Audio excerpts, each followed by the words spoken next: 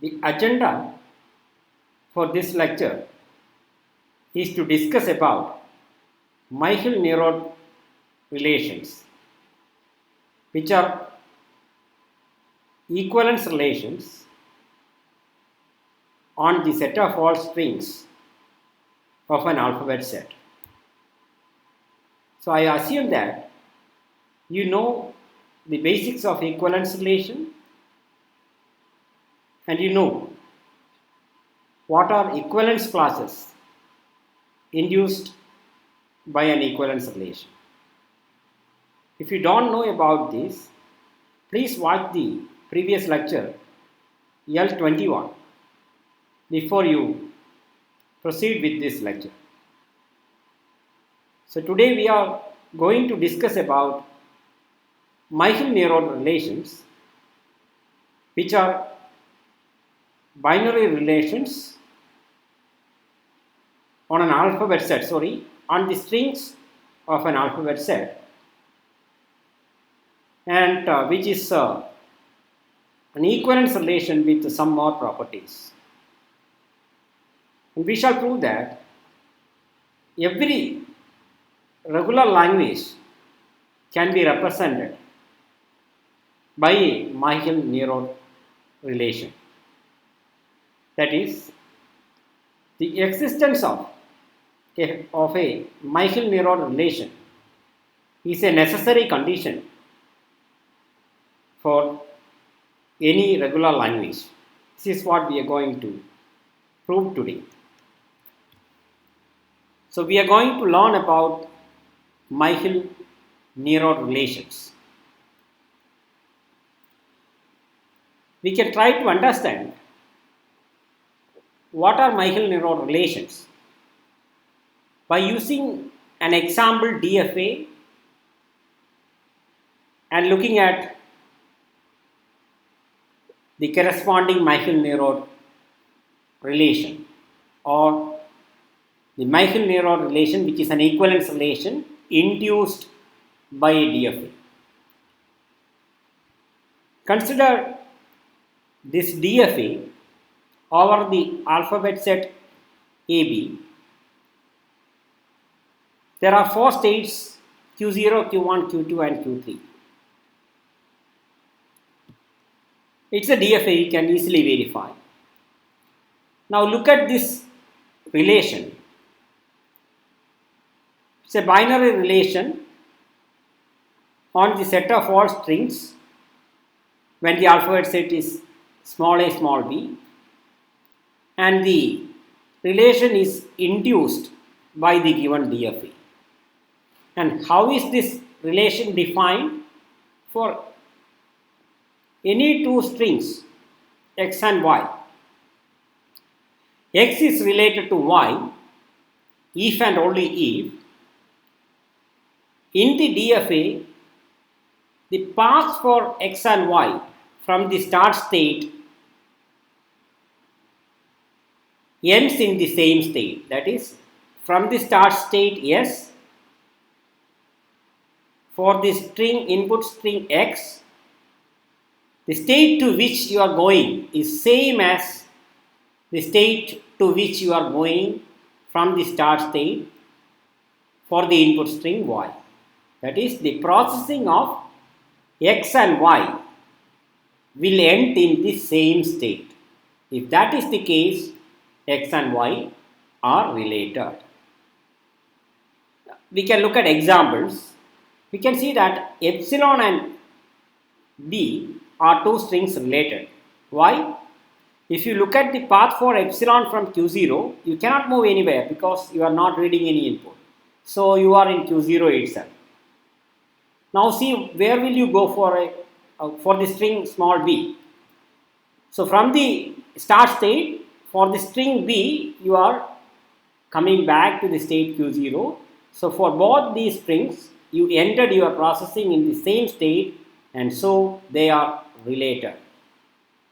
Look at other pair of strings related, epsilon and a raised to 4. Why they are related? You know that for the string epsilon, you end up in the state Q0. Now look at what is a raised to 4, which is a. The path is this a coming back to q0. So for both the strings you are ending the processing in the same state, so they are related.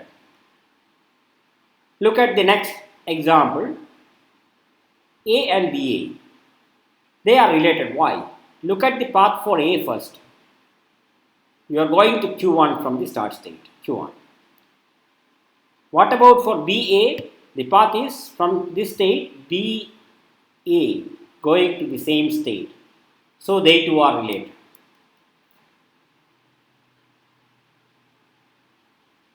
The next pair of strings related is a and ab, a raised to 4. You can verify it in a similar way. Now look at the next pair, a square and aba. Why is it that they are related? Now look at the path for a square. From q0 for a square or aa, you are coming to q2. Now you see the path for aba. You can see that aba is again taking you to the same state q2. So for both these strings, processing ends in q2, and so they are related. And similarly, if you look at this pair, you can prove that the processing of both of the strings ends in the same state. Now look at this pair. I am claiming that these two are equivalent. That is, the processing of both of them ends in the same state. We can verify it. For a cube or aaa, this is the path.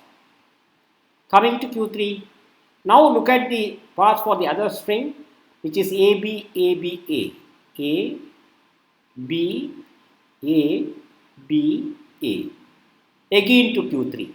So definitely by definition, because they both ended in the same state, they are related. Similarly, you can prove in this case as well. And note that this is a DFA, and hence for every string there is a unique path in the DFA. So there is a unique path for x and there is a unique path for y for all x and y. If both those paths ends in the same state, then they are related. I hope you are getting me. So this is a binary relation and it is well defined. Given two strings, you can see whether they are related or not. If they both takes you to the same state, then they are related, otherwise they are not related. Now we can prove that this relation is an equivalence relation. We are going to prove it. This relation induced by DFA is an equivalence relation. For that, we need to prove that it is reflexive. Why is it reflexive? Because for all strings x,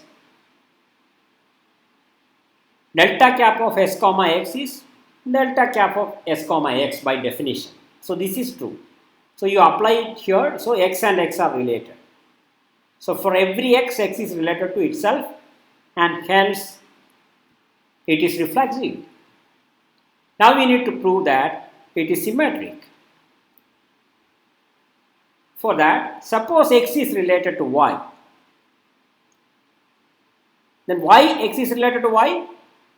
By the definition of the relation, then we have this. Right? And this can be equivalently written as, because this is equal to, I am changing the order in which I am writing it. So I am saying that if the path of y ended in state qi, then the path of x also ended in qi. Then if you apply the definition of this relation now, you will get as y related to x. By definition, if x is related to y, this is the equation. This equation can be rewritten as this, and then by definition, you can say that y is related to x. So we proved that it is symmetric. Now we need to prove that it is transitive. Suppose x is related to y and y is related to z under this relation. Then from the definition, if x is related to y, we know that the path for both x and y coming to the same state, whatever the state be. Now you apply this, y and z are ending in the same state because y ended here and y and z are related, z must also take you to the same state. Now you have your result. See, both x and z are going to the same state and hence you have x related to z. So whenever x is related to y and y is related to z, you are getting as x related to z, and hence you are proving that it is transitive as well. So we proved that this relation induced by the DFA over the set of all strings is reflexive, symmetric, and transitive, and by definition then it is an equivalence relation. And now we are going to prove that over and above this equivalence relation property, it is satisfying few other properties as well. The next one, you can prove that this relation is a right congruence. So what is it? A relation is right congruence over the set of strings whenever x and y are related, then for any simple a, xa must be related to ya. That is, if you append the same symbol to the right, then the resulting strings must also be related if the strings x and y are already related. So whenever x is related to y, xa is related to ya for all a. And this property is what is called right congruence. We need to prove it. Let us try to make an attempt. If x is related to y, then by definition we know that the path for x and y from the start state is going to the same state. Doesn't matter what that state is. Now you look at the transition for a from the state qi. It is a DFA, so there must be a transition, unique transition for a. Suppose it is going to some state qj. Now you see, xa is taking you to the state qj. What about ya? You can see that ya is again taking you to the same state qj. So we are proving that the paths for xa and ya ends in the same state. That is what I am drawing here, and hence by the definition of this relation, xa and ya are related. So we are proving that it is a right congruence. That is, whenever x is related to y, xa is related to ya for all symbols a in the alphabet set. So that is the second property. It's an equivalence relation. It is a right congruence. Then the next property, you can prove that the relation refines the language of the DFA. What does it mean? It means that it refines means it is the definition. Whenever x and y are related, then either both x and y are in the language or both x and y are not in the language. So you will never get a situation where one of them is in the language and the other one is not in the language when they are related. So that is the meaning when I say refines the language. If x and y are related, then either both are in the language or both are not in the language. We can try to prove it. Suppose x is related to y, then by definition the path for both x and y goes to the same state. Now suppose x is in the language. X to be in the language, qi must be a final state. Then y is also accepted. So if this is the final state, then y is again in the language. So we proved that if x is related to y and x is in the language, then y is also in the language. Now we can take the other case. X is not in the language. Then by definition of acceptance, qi must be a non-final state. And then because qi is non-final and y also ends in qi, y must also not end the language. So we proved that whenever x and y are related, then x is in the language if and only if y is in the language. Then the last property, we can prove that the equivalence relation is of finite index, meaning there are only finitely many equivalence classes for this relation. That is the meaning of being finite index. There are only finitely many equivalence classes. For this particular example, you can see that these are the equivalence classes. Epsilon, it is actually representing all the strings for which the path ends in the state q0, and that happens when the number of a's in the string modulus 4 is 0. The remainder of dividing the number of a's with the 4 is 0. Then one corresponding to this state, a is a representative string. Actually, this set includes all the strings for which the number of a's when divided by 4 will give you 1 as the remainder. Then the next equivalence class is corresponding to the state q2.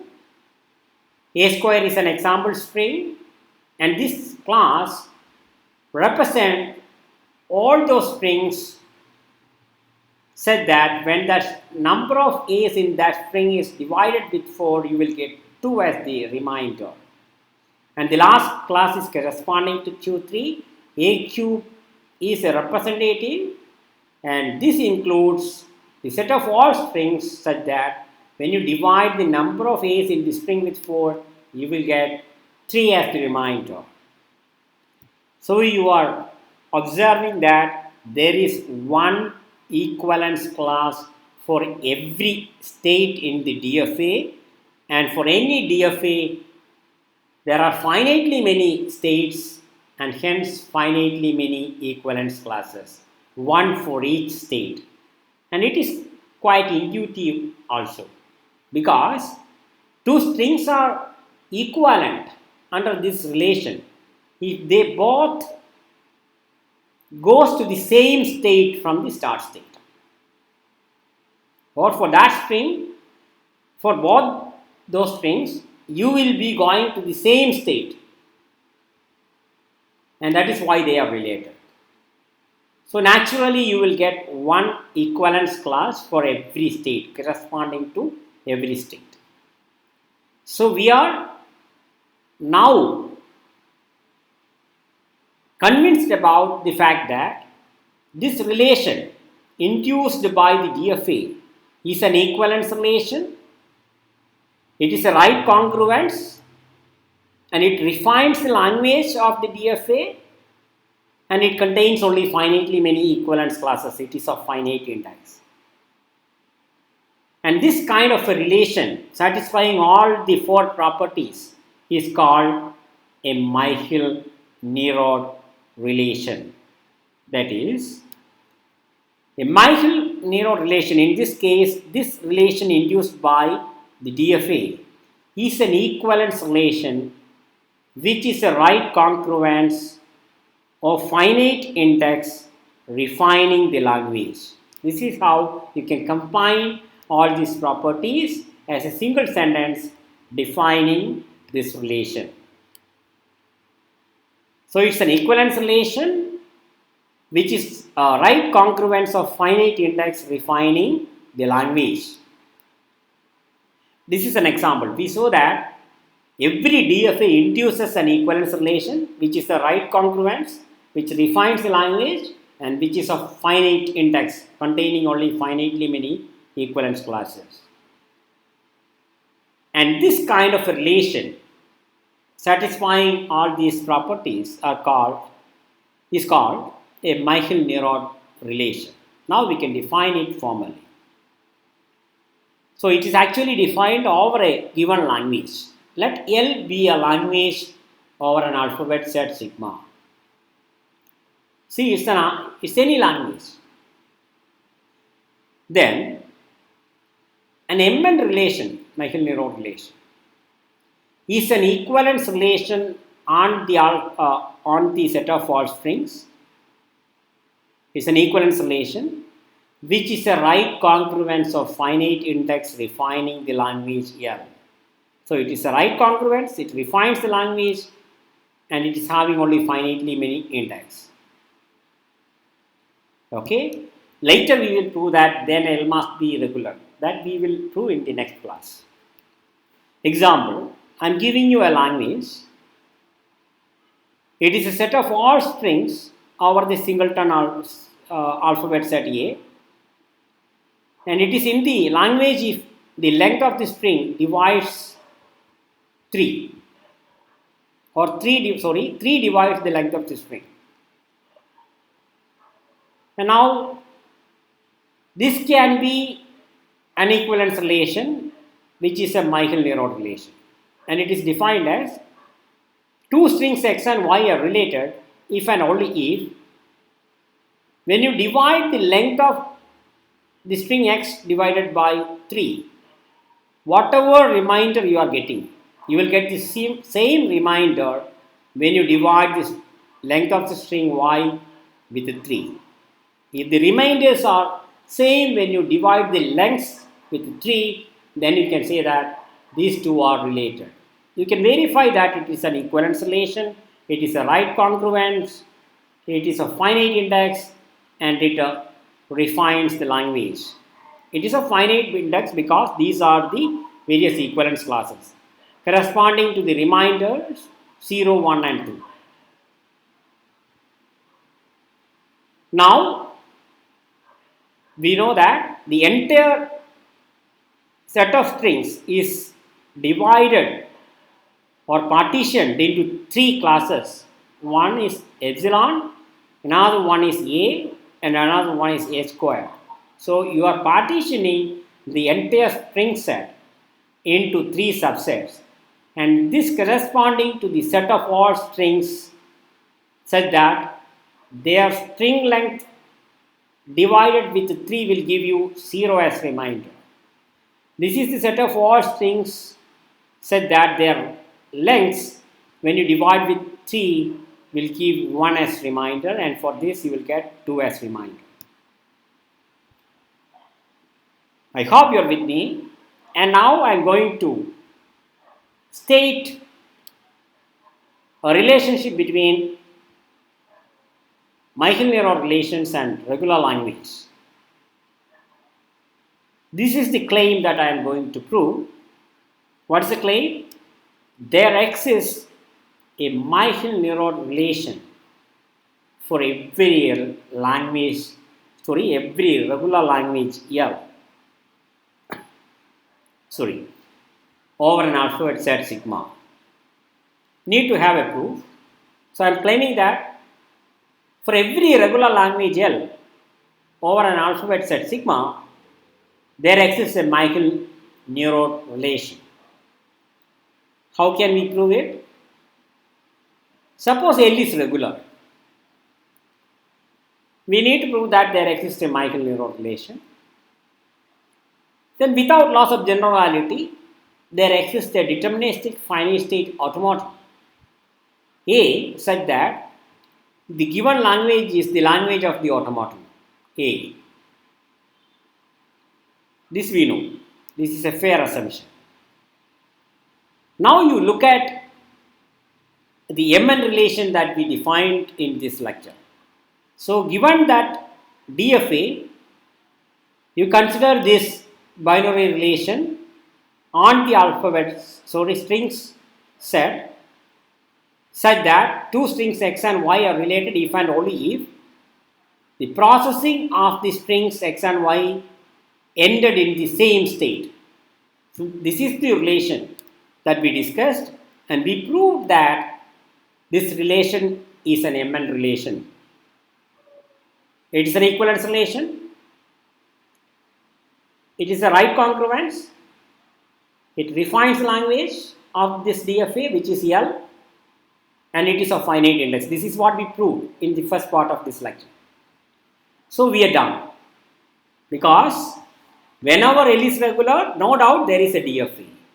If there is a DFA, then this relation induced by the DFA is a Myhill Nerode relation, and hence we are getting a Myhill Nerode relation on the set of all strings induced by this regular language. So for every regular language there exists a Myhill Nerode relation.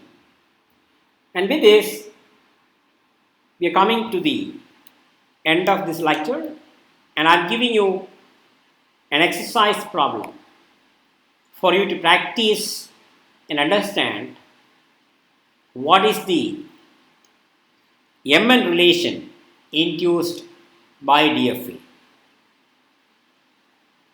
You just find the equivalence classes. You will get one for each state induced by this given DFA. Today, we learned about Myhill Nerode relations. They are special kinds of equivalence relations on the set of all strings of an alphabet set. It's an equivalence relation which is a right congruence, meaning whenever two strings x and y are related, then xa and ya must be related, where a is any symbol on the alphabet set.